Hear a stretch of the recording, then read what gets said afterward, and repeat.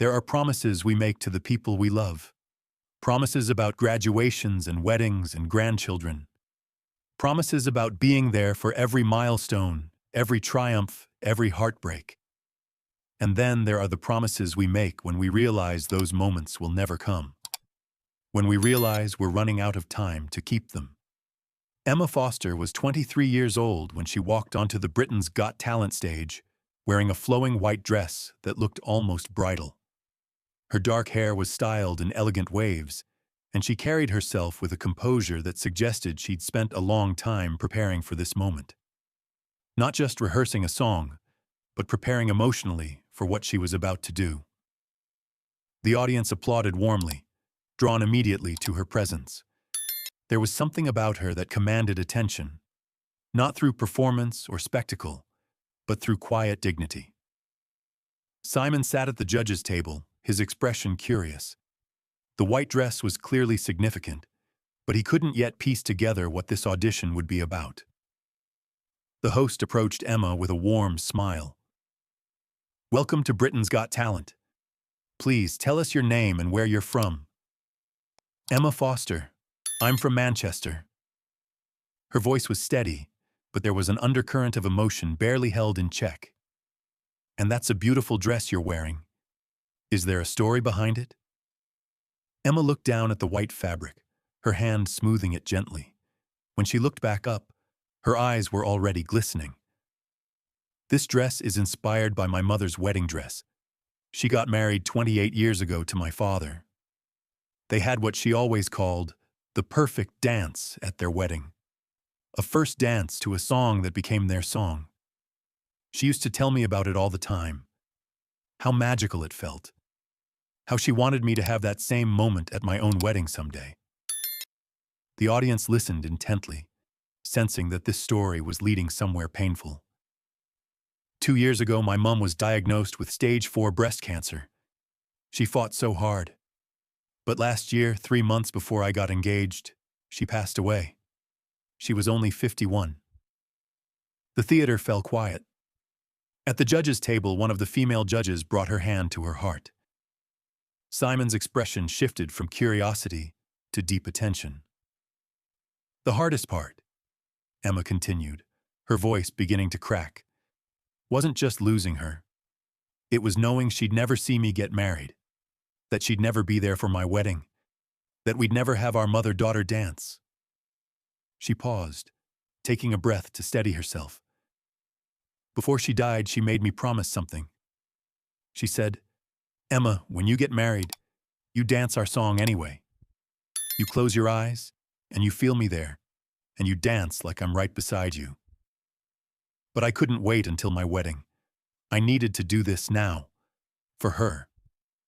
So tonight, I'm going to sing her wedding song, the song she would have danced with me to, and for 3 minutes I'm going to pretend she's here." The audience was already emotional, many reaching for tissues. Simon leaned forward, his usual critical posture abandoned completely. This wasn't about judging talent. This was about witnessing love that transcends death. "What song will you be singing?" the host asked gently. "Unchained Melody by the Righteous Brothers. It was my parents' wedding song, and it would have been ours." The host nodded, too moved to say more, and stepped back. Emma took her position at center stage. She closed her eyes for a long moment, and when she opened them, there were tears on her cheeks, but her expression was determined. Behind her, the massive LED screen came to life with a photograph. A wedding photo from 1996. A beautiful bride in white and a handsome groom, frozen in their first dance, smiling at each other with the kind of love that radiates through photographs. The audience gasped softly. That was Emma's mother, young and radiant and alive. The backing track began. The iconic opening notes of Unchained Melody filled the theater, and Emma began to sing. Her voice was beautiful, trained, and controlled, but it carried something beyond technique. It carried grief and love and longing all woven together.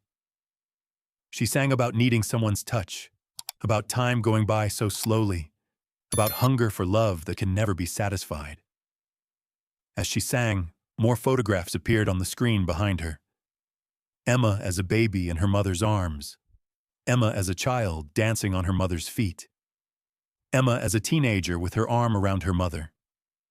Emma as a young woman, the last photo taken just months before her mother's death. A timeline of love displayed for everyone to see. The audience was openly crying. In the front rows, people clutched each other. This wasn't a performance. This was a daughter saying goodbye in the most public, most vulnerable way possible. At the judges' table, tears were flowing freely. The female judges were sobbing. The male judges had their heads bowed. And Simon Cowell, who had seen thousands of emotional performances, sat with his hand pressed against his mouth, his eyes fixed on Emma, his face reflecting pain that he couldn't hide. Emma sang through the first verse, her voice growing stronger even as tears continued to fall. She wasn't singing to the audience. She wasn't singing to the judges. She was singing to the woman in those photographs, to the mother who would never see her wedding day. As she reached the chorus, something shifted. Emma's eyes closed again, and she began to sway gently, as if held by invisible hands, as if dancing with someone only she could feel. Her arms moved slightly, one hand extended as if holding another hand, her body turning in a slow, graceful circle. She was dancing with her mother's memory. The image on the screen changed to the original wedding photo, enlarged, showing her mother's face in perfect detail. Young, beautiful, frozen in a moment of pure joy. Simon stood up. He didn't walk onto the stage this time. He simply stood at the judges' table, his hand over his heart, witnessing something too sacred to interrupt. Emma sang the bridge with a power that seemed to come from somewhere beyond herself. She sang about lonely rivers flowing to the sea, about waiting for love to return, and everyone understood she was singing about the separation that death creates, the waiting that never ends. The final chorus built with emotion. Emma's voice soared, filling every corner of the theater with longing and love and the kind of pain that comes from missing someone so completely that it becomes part of your DNA.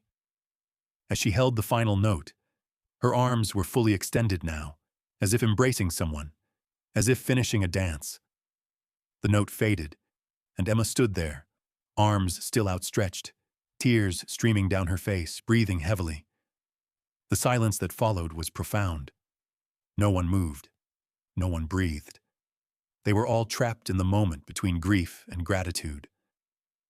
Then the applause came. But it wasn't the usual thunderous celebration. It was gentle, respectful, like applause at a memorial service.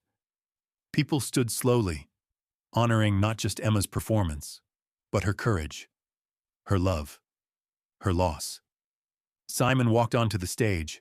His face was wet with tears he hadn't bothered to wipe away. He approached Emma, who had lowered her arms and stood looking exhausted and emotionally raw. "Emma," Simon said, his voice thick with emotion, "I don't have words for what you just did." He gestured to the screen behind them, still showing her mother's wedding photo. "Your mother is so proud of you right now, and I need you to know something. She was here. She was dancing with you. I don't care if people think that's impossible, I believe it, and I think everyone in this theater felt it too." Emma nodded, unable to speak, tears still flowing. Simon turned to the audience. "This young woman just showed us what real courage looks like. Standing on this stage in front of millions of people and letting your heart break in public because you love someone so much that you need the world to know they existed, that they mattered, that they're missed." He walked to the judges' table and pressed the golden buzzer without hesitation. Golden confetti fell, but this time it felt less like celebration and more like blessing. Like rose petals at a memorial. The music played, but the audience's continued applause was gentle, reverent. Simon returned to Emma and did something he'd never done before. He asked her permission with a gesture, and when she nodded, he embraced her. Not a quick hug for cameras. A real embrace. The kind you give someone who's carrying unbearable weight. She would have loved this, Simon said quietly, just for Emma. She would have been so proud. She knows, Emma whispered back. I feel like she knows. After the camera stopped rolling, Emma's father, who had been watching from backstage, came onto the set. He and Emma stood together looking at the photo of his wife, her mother, still displayed on the screen. Simon stood with them, and for a long time, no one said anything. They just stood there. Three people connected by love for someone who was gone but not forgotten. Simon arranged for the audio and video from Emma's performance to be professionally produced and given to her as a gift. He also made sure that her mother's story was shared properly, with dignity and respect. He contacted breast cancer research foundations and ensured that Emma's platform could be used to raise awareness and funds.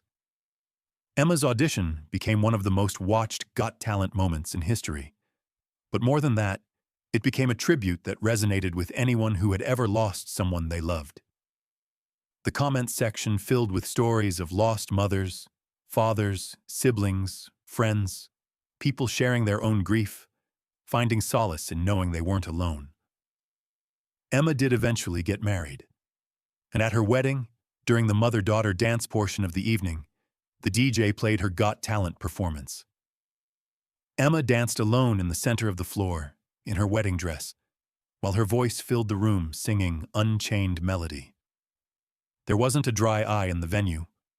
Years later, when Emma had children of her own, she would show them the video of her performance.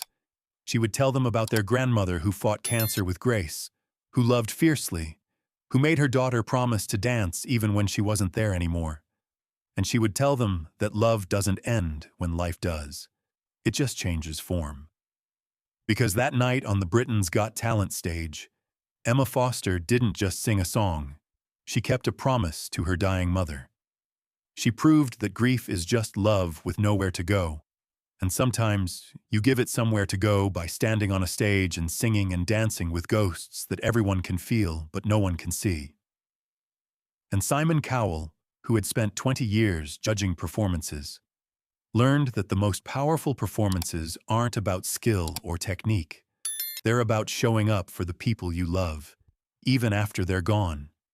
They're about keeping promises that break your heart to fulfill. That's not entertainment. That's love in its purest, most painful, most beautiful form.